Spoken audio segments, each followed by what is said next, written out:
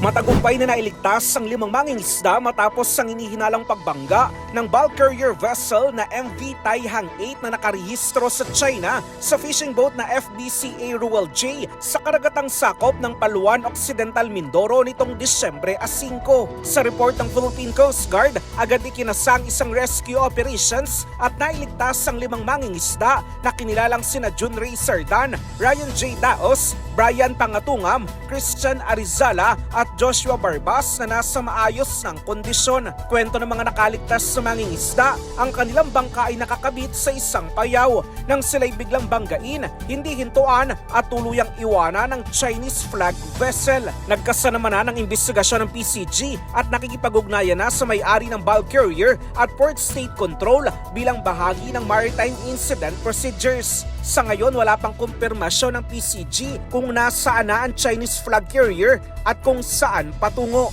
Para sa kauna-unahan sa Pilipinas, DCRH, ito si Christian Manio. Tuloy-tuloy sa pagbabalita, tuloy-tuloy sa serbisyo, sama-sama tayo Pilipino.